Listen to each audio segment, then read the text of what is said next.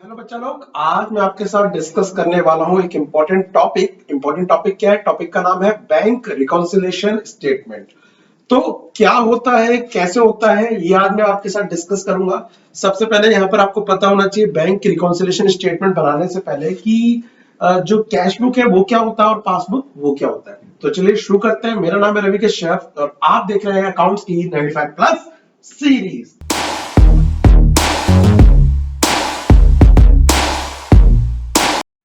तो बच्चा लोग, जैसा कि आज का टॉपिक है, आज हमें पढ़ने वाले हैं क्या यहाँ पर बैंक रिकॉन्सिलिएशन स्टेटमेंट के बारे में। तो सबसे पहले इसका नाम डिस्कस कर लेते हैं कि इसका नाम का मतलब क्या है। बैंक का मतलब आपको पता है ऑलरेडी। रिकॉन्सिलिएशन का मतलब होता है, इसका मतलब होता है सुधार करना। क्या करना? सुधार करना। अब किस चीज का सुधार करना है? तो बैंक में सुधार करने वाली स्टेटमेंट को बोलते हैं बैंक रिकॉन्सिलिएशन स्टेटमेंट।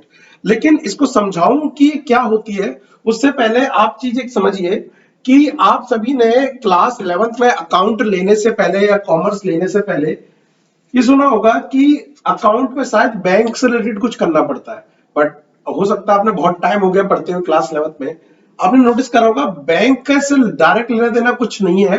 बैंक में एक अकाउंट होता है जो हम खुलवाते हैं, और एक अकाउंट ये अलग है जिसमें हम अकाउंटेंसी की नॉलेज ले रहे हैं, अकाउंट्स की नॉलेज ले रहे हैं। अकाउंटेंसी क्या होता है, ये सारी चीजें, बहुत सारी चीजें पढ़ने को मिलती है। बट अगर बैंक से रिलेटेड कोई चैप्टर है तो वो है ये वाला। अब सबसे पहले हम ये समझते हैं कि bank reconciliation statement, in short जिसे बोलते हैं हम बीआरएस। ब्लैक पेन कर लेते हैं ताकि नजर आए आपको।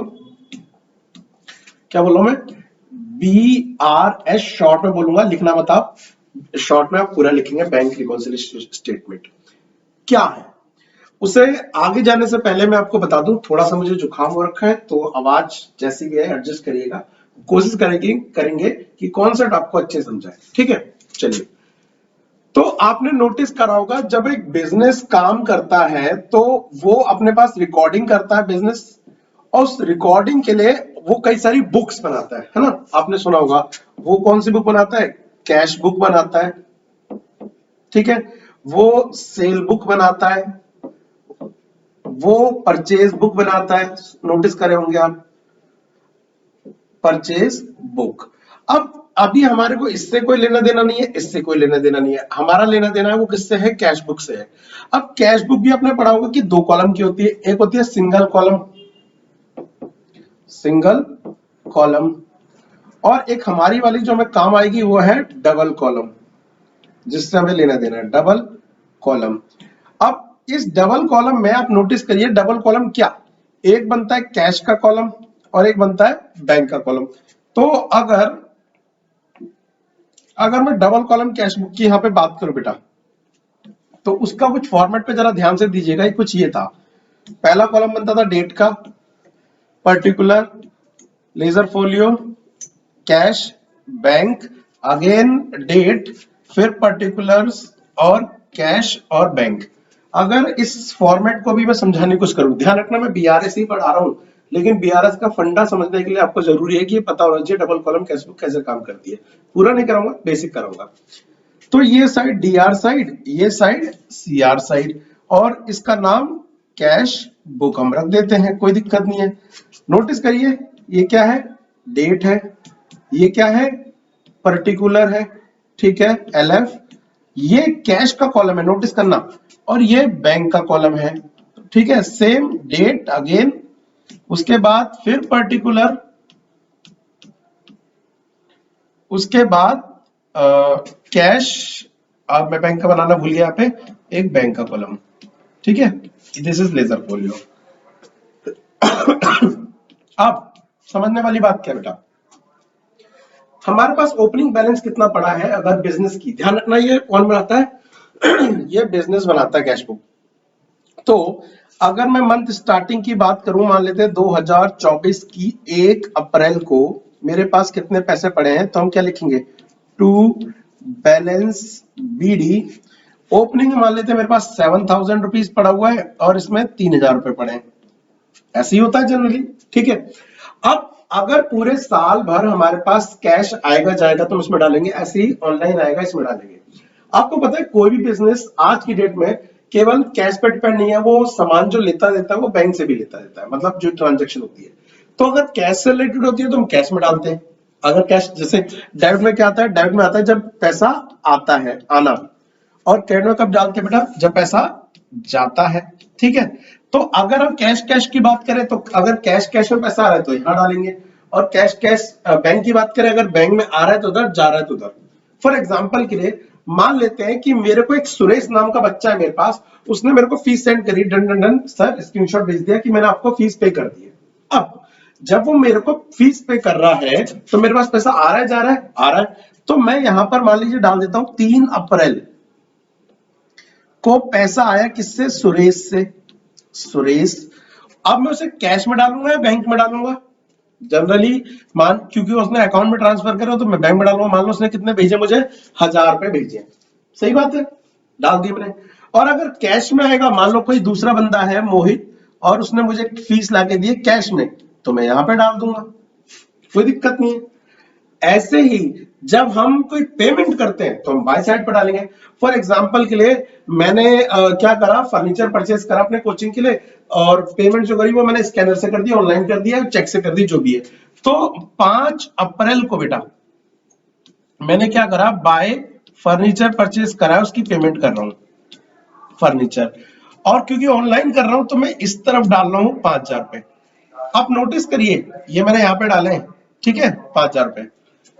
आपको समझना यह है कि बैंक भी एक बुक बनाता है जिसका नाम है कैश बुक, लेकिन उसके अंदर एक इंपॉर्टेंट कॉलम होता है जिसका नाम है बैंक का। ठीक है, अच्छा एक नोटिस करना जरा ध्यान से। अब चलते हैं हमारे बैंक भाई साहब के पास। बैंक भाई साहब जो है हमारे, वो क्या कर रहे हैं जी, बैंक भी अपने पास एक बुक बना रहा है, और उस बुक का नाम है पास बुक। कौन बना रहा है, हमारा बैंक बना रहा है। तो हमने बैंक से पूछा कि आप जब पासबुक बना रहे तो आप एंट्री कैसे करते हैं, कहते आता है तो हम डेबिट में डाल देते हैं, जाता है तो क्रेडिट में डाल देंगे, एग्जांपल के लिए इस तरह से एंट्री करते हैं। तो अब नोटिस करिए, अगर मैंने, और ये पासबुक किसकी है हमारे की, बिजनेस की। ठीक है, विच मीन्स अगर ये कैश बुक आईटी की है तो बैंक अकाउंट में आईटी के नाम से एक अकाउंट खुला होगा, उसी की है। तो अगर मेरे अकाउंट में कितने रुपए, 1000 रुपए जमा हुए हैं, तो यहां पर भी मेरे जो बैंक है उसमें कितने रुपए आ जाएंगे, 1000 रुपए आ जाएंगे। एक चीज याद रखिएगा, बैंक में जब पैसा आता है, बाय किससे है, सुरेश, 1000 रुपए, तो वो क्रेडिट करता है, और अगर बैंक पैसा काटता है तो डेबिट करता है। ये एंट्री समझिएगा, मीन्स बैंक का, डेबिट का मतलब पैसा कट जाना बैंक की तरफ से, और क्रेडिट का मतलब है बैंक के पास पैसा आना, ये समझना। तो एक चीज समझो, क्या चीज समझो, दो चीज मोटी मोटी समझ आई, एक होती है कैश बुक और एक होती है पासबुक। तो आपको मुझे ये बताना है कि जो हमारे कैश बुक होती है उसे कौन बनाता है, उसे कौन मेंटेन करता है जी, उसे मेंटेन करता है बिजनेस, जो भी है, ठीक। और जो हमारी पासबुक है उसे कौन मेंटेन करता है, पासबुक मतलब बैंक की जो बुक है उसे मेंटेन करता है बैंक, तो ये बैंक के पास होती है। अब कई सारे बच्चे बोलेंगे सर हमने पासबुक देखी है अपने पेरेंट्स की, अपनी वो तो हमारे पास होती है। नहीं बेटा, वो पासबुक की फोटो कॉपी होती है जो बैंक आपको प्रिंटर से निकाल के दे देता है, प्रिंट करके दे देता है। तो आपके पास जो है वो प्रिंट कॉपी है, सो आपके पास पासबुक नहीं है। पासबुक में एंट्री कौन करता है, बैंक करता है। तो पहली चीज ये क्लियर हो जानी चाहिए, कैश बुक बनाता है कौन, बिजनेस, और पासबुक बनाता है कौन, बैंक। अब इस कैश बुक में भी हम जो डिस्कशन कर रहे हैं वो दो कॉलम है, एक कैश और एक बैंक। तो नोटिस करने वाली बात है, हम इसकी बात नहीं कर रहे हैं। कैश बुक के अंदर हम जो डबल कॉलम में आता है कौन, बैंक कॉलम आता है, उसकी बात कर रहे हैं, और उसको हम कंपेयर करेंगे किसके साथ, हमारे पासबुक के बैंक के साथ। तो आप नोटिस करिए, अगर मैंने बैंक में 100 रुपए जमा करे, अगर मैंने बैंक में 100 रुपए जमा करे अपने, तो बिजनेस अपने पास क्या करेगा, पैसे प्लस में डाल देगा। क्यों, क्योंकि बैंक बढ़ गया होगा, और हमारी पासबुक में भी वो पैसे क्या हो जाने चाहिए, जुड़ जाने चाहिए, 100 रुपए। सही बात है। उसके बाद जब हमने फर्नीचर वाले को पेमेंट करी थी तो हमारे अकाउंट से क्या होना चाहिए, 5000 रुपए माइनस होने चाहिए, और कायदे से यहां भी माइनस, क्योंकि हम अपनी बैंक वाले में बाय साइड पर डालने मतलब डिडक्ट हो गए, और वहां भी क्या होने चाहिए, डिडक्ट हो जाने चाहिए। बैंक ने हमारी डिपॉजिट्स पे ब्याज दिया है, इंटरेस्ट, ठीक है, क्या दिया है, इंटरेस्ट दिया है। तो जब बैंक इंटरेस्ट देगा तो अपनी बुक में क्या कर देगा, प्लस कर देगा। जितने भी रुपए मान लेते हैं, उसने 5,000 रुपए का ब्याज दिया, तो हम भी यहाँ पे क्या कर देंगे, 5,000 रुपए प्लस कर देंगे। आप नोटिस करिए क्या कि इन द एंड जिसका भी टोटल जितना भी आ रहा हो, लेकिन दोनों का टोटल सेम ही आएगा। कैश बुक और पासबुक मतलब एंड द एंड सेम होना चाहिए, क्योंकि पासबुक भी हमारे अकाउंट की ही है, आईआईटी क्लास की, और बिजनेस वाली बुक भी हमारी है। तो हमारा बैंक का कॉलम और पासबुक का जो कॉलम है वो दोनों मैच होने चाहिए सेम अमाउंट से। लेकिन साल के एंड में कुछ ऐसी चीजें देखने को मिलती है और पता पड़ता है कि इसका जो अमाउंट आ रहा है, मान लेते हैं वो ले लेते आ रहा है 400, और इसका जो अमाउंट आ रहा है बेटा वो आ रहा है 500। अब ये क्या हुआ जी, चलो इसे 4,000 की जगह 4,000 कर देते हैं। 4,000 और 5,000 या 400 और 5,000 भी चलेगा, कोई दिक्कत नहीं है। एरर हो गया ना, गलती हो गई। अब ऐसी क्या गड़बड़ रही कि कैश बुक और पासबुक जो बराबर रहने चाहिए थे वो ऊपर नीचे हो गए। ठीक है, ये गड़बड़ हो जाती है। अभी क्यों हो जाती है वो हम डिस्कस करेंगे। ये गड़बड़ हो जाती है। तो इस गड़बड़ जो हुई है, ये वाली गड़बड़, इस गड़बड़ को ठीक करने के लिए, बराबर करने के लिए जो स्टेटमेंट बनती है उसे बोलते हैं बैंक रिकॉन्सिलेशन स्टेटमेंट। सबसे पहले तो ये क्लियर होना चाहिए आपको, ठीक है, इन दोनों को दूर करने के लिए। अब 2-4 एग्जांपल डिस्कस करूंगा कि बैंक रिकंसिलिएशन में डिफरेंस क्यों आता है, ठीक है। तो सबसे पहले हम जाते हैं हमारे टॉपिक पे, और उसमें देखो हमने पहले डेफिनेशन पढ़ते हैं इसकी क्या है। देखो क्या बोल रहा है, bank reconciliation statement is prepared to reconcile. क्या बोल रहा है, टू रिकंसाइल। रिकंसाइल का मतलब होता है बेटा सुधार करना, to reconcile the difference between bank balance shown by cash book. देखो मैंने क्या बोला, कैश बुक का कौन सा वाला बैलेंस, बैंक, कैश की बात नहीं कर रहे, एंड बैंक पासबुक, इनके बीच जो डिफरेंस आता है उसको ठीक करने के लिए, उसमें सुधार करने के लिए, उसमें रिकंसाइल करने के लिए हम बनाते हैं बैंक रिकंसिलिएशन स्टेटमेंट। ठीक है, अब चलो ये मैंने बता दिया। अब आती है कि सुधार करेंगे, तो पहले ये बताओ कि सर कारण ऐसा हो क्यों रहा है। ऐसा होने का कारण देखो जरा, यहां पर एक एग्जांपल के लिए समझाने के लिए बना लेता हूं। यहां पर 2 कॉलम, एक मान के चलिए हमारे पास कौन सी बुक है, कैश बुक है, कैश बुक, शॉर्ट में बी लिख लेता हूं, और एक पासबुक। अब देखो मैंने बोला दोनों जगह बराबर होना चाहिए, लेकिन कुछ कारणों की वजह से क्या होता है, अंतर आ जाता है। तो मैं आपको बता रहा हूं causes of difference, causes of difference, difference क्यों आता है। तो नंबर 1, मान लीजिए एक बंदा क्या हुआ, हमारे पास एक चेक आए स्टूडेंट की फीस का, या मतलब चेक डिपॉजिट फ्रॉम कस्टमर, हमसे आया। तो कस्टमर ने पेमेंट जो करी है चेक से करी, हम क्या करेंगे, उस चेक को बैंक में लगा के आएंगे कि हमारी पेमेंट कर दो जी। जब हमने बैंक में वो चेक जमा कर दिया, तो हम तो अपने बिजनेस की कैश फ्लो सरप्लस कर देंगे कि हमारा बैंक बैलेंस क्या हो गया होगा, बढ़ गया होगा, है ना। लेकिन अगर वो बैंक ने अभी तक हमारे अकाउंट में चढ़ाया ही नहीं है, तो वहां तो नहीं हुआ। तो एक सिंपल सी नरेशन, क्या, चेक डिपॉजिट्स इनटू बैंक, ठीक है, बट इंपॉर्टेंट लाइन यही आएगी, नॉट कलेक्टेड या फिर क्रेडिटेड, बात एक ही है, बट नॉट कलेक्टेड या फिर क्रेडिटेड। अब इस केस में क्या हुआ, जो हमने बैंक में डिपॉजिट करा तो हमारी कैश बुक में तो हमने क्या कर दिया, प्लस कर दिया, हमने सोचा हमारा बैलेंस बढ़ गया, लेकिन वहां पर अभी क्या है, माइनस है, डिफरेंस क्रिएट हो गया, एक जगह प्लस हो गया, एक जगह माइनस, यही तो दिक्कत है। अब डिफरेंस क्रिएट होने से क्या होगा, कैश बुक की जो बैंक कॉलम है और पासबुक है वो मैच ही नहीं होंगे। एक और समझते हैं एग्जांपल, दूसरा एग्जांपल समझो,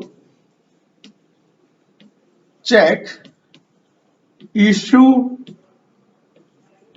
but not presented for payment, हमने एक पार्टी को पेमेंट करनी थी, हमने चेक बनाया, ये ले भाई बैंक से निकाल ले जाके हमारे।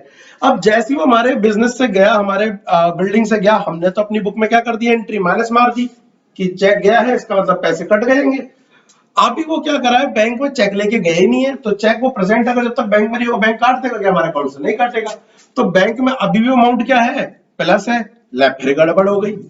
ठीक है, एक और कारण समझो इंपॉर्टेंट, बैंक ने ब्याज दिया है, बैंक ने क्या दिया है, इंटरेस्ट। जनरली जब बैंक इंटरेस्ट देगा तो वो अपनी बुक में एंट्री कर लेगा, तो उसने अपनी बुक में क्या कर दिया, चढ़ा दिए पैसे, ये ले जी आपके 18 रुपए प्लस कर दिए पासबुक में। बिजनेस को भी पता नहीं है, बिजनेस ने अपनी कैश बुक में करी नहीं एंट्री, तो वो अपनी कैश बुक में एंट्री अभी नहीं करी, तो वहां पर क्या अमाउंट अभी भी माइनस पड़ा हुआ है। ले, ये एक और समस्या। ऐसी एक और समझ लो, बैंक चार्ज, बैंक चार्ज। अब जब बैंक चार्ज काट रहा है तो जनरली वो अपनी एंड पे ही हमारे अकाउंट से पैसे काट लेता है, तो वहां क्या कर देगा वो, माइनस। हमें पता नहीं है जी, तो हमारी बुक में पता नहीं है, तो अभी भी क्या अमाउंट बहुत जुड़ा होगा क्योंकि हमने कट ही नहीं करा। अब ये कुछ 4-5 कारण बताया, ऐसे बहुत सारे कारण हो सकते हैं जो हम क्वेश्चन करते करते डिस्कस करेंगे, जिससे ये पता पड़ेगा कि कैश बुक का जो बैंक कॉलम होता है और पासबुक में डिफरेंस आ जाता है, और जिससे वो टैली नहीं होती। तो हमें ये क्या करना पड़ता है, हमें हर साल नहीं, हर मंथ, तो अगर अप्रैल चल रहा है तो 30 जून को इसे करेक्ट, 30 अप्रैल को इसे करेक्ट करना पड़ेगा।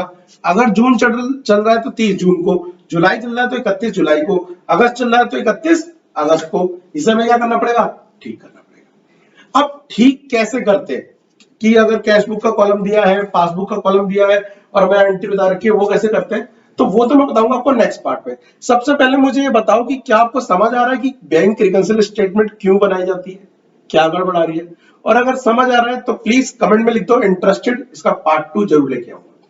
ठीक है, बात बाकी अगर ये वाली जो आप मैंने आज पढ़ाए हैं नोट्स, ये वाले आप चाहते हैं तो आप ये जो चीज मैंने यहाँ पे एक्सप्लेन करी है, आपको क्या करना होगा, जस्ट नीचे डिस्क्रिप्शन में व्हाट्सएप का लिंक दिया है, उस चैनल को फॉलो कर लो, वहां पर मैं ये नोट्स डाल दूंगा, जाके आप वहां से डाउनलोड कर सकते हैं।